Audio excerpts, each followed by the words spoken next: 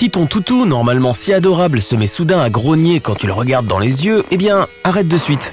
Les chiens prennent un regard aussi direct comme un défi et peuvent même t'attaquer ou commencer à aboyer. Mais si le chien t'aime et te reconnaît comme son maître, il peut faire ses yeux grands tout rêveurs. C'est un signe de confiance et d'amitié. Tu as probablement déjà vu ton animal tourner en rond au niveau de son endroit de sommeil préféré avant de se coucher. Ce n'est rien, c'est leur instinct qui prend le dessus. Cela remonte à l'époque où les chiens erraient encore en liberté et dormaient à même le sol.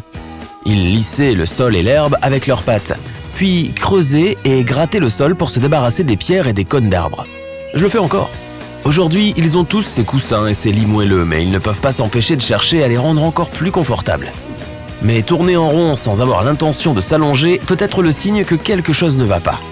Si ton chien ne chasse sa queue qu'occasionnellement, c'est très bien, surtout s'il est jeune et plein d'énergie. Il suffit d'aller jouer avec lui et tout se passera bien pour les deux. Mais si ta petite ou grande boule de poil le fait trop souvent, emmène-le chez le vétérinaire au cas où. Parfois, tourner en rond et courir après sa queue peut signifier des infections de l'oreille interne, voire des crises. Riley, viens ici! Tu l'appelles et tu éclates soudainement de rire. Ton toutou arrive en se traînant avec ses pattes avant alors que son arrière-train glisse sur le sol. Cela peut sembler drôle, mais la raison est généralement loin d'être risible. Cela signifie que ton chien doit se gratter dans les parties inférieures. S'il n'arrête pas rapidement ou s'il reproduit ce comportement, emmène-le chez le vétérinaire. Il pourrait s'agir de parasites. Tu as déjà eu ce sentiment de ne plus pouvoir supporter tout ce stress et d'avoir besoin de crier? Oui, à peu près tous les jours. Les chiens peuvent aussi en avoir.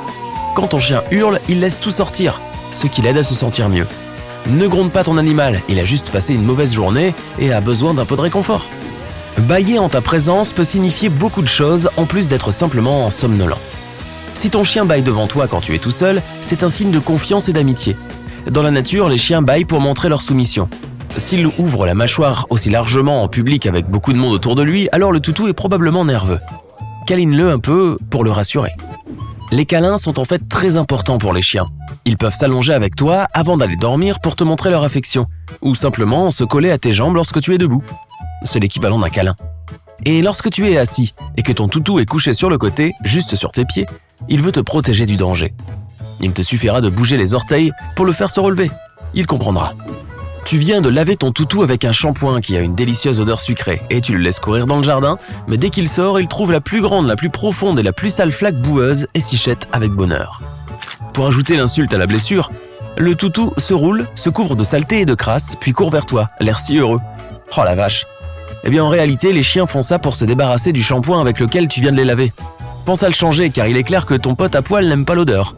Ou alors ça pourrait être une tentative de se rapprocher de ses ancêtres sauvages et essayer de couvrir sa propre odeur avec de la terre. De cette façon, la proie potentielle ne le verra pas venir. Attention, ours en peluche.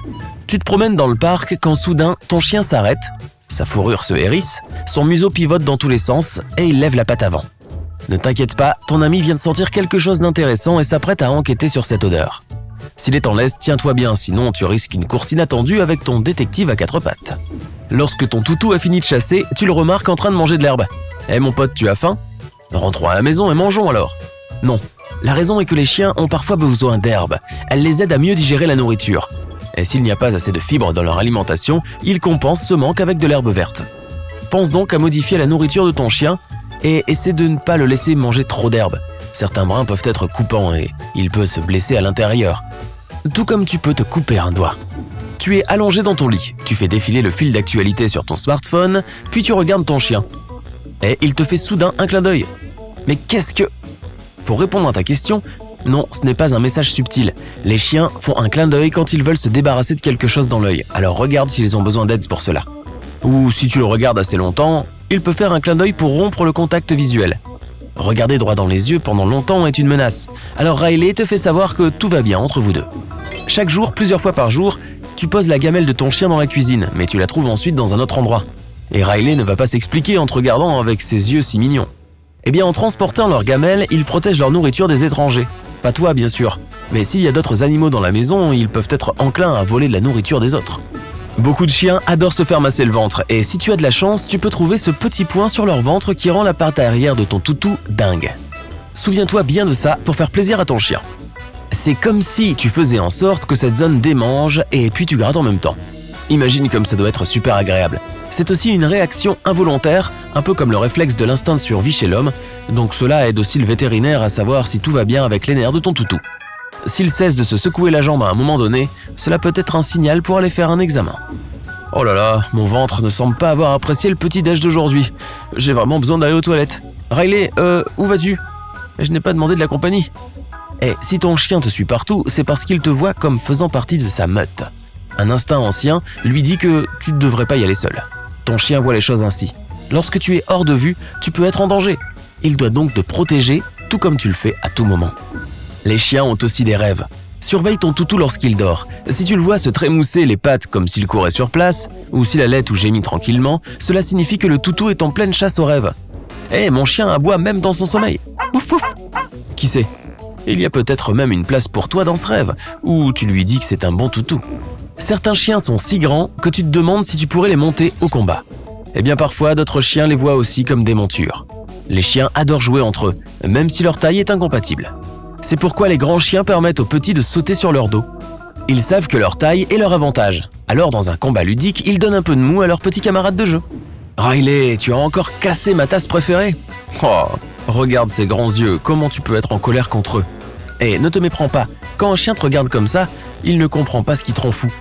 Si le chien se rend compte de sa culpabilité, il tirera plutôt la langue en signe de remords et pressera probablement aussi ses oreilles sur la tête.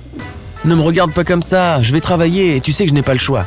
Si ton chien est assis devant la porte te voyant partir au travail, voir des amis ou autre, il n'est pas vraiment triste ou en colère contre toi de le laisser, il est juste assis là pour te dire au revoir, c'est tout.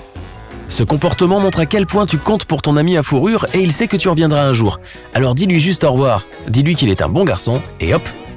Riley, arrête de grogner, le facteur ne te veut aucun mal. Le comportement agressif envers les humains peut sembler provenir d'un obscur sixième sens. On dirait qu'ils savent qui est une mauvaise personne et qui est bienveillant. Mais en réalité, les chiens réagissent à certains mouvements, aux attributs physiques d'une personne ou à un comportement qu'ils n'aiment pas. En gros, comme nous, les humains, il est donc tout à fait acceptable de gentiment rappeler ton chien à l'ordre s'il grogne sur quelqu'un qui est, tu en es sûr, une bonne personne. Je pense que Riley aboie quand le facteur arrive parce qu'il n'est pas content qu'il ne lui laisse pas quelque chose à lui aussi. Mais bon, ce n'est que ma théorie.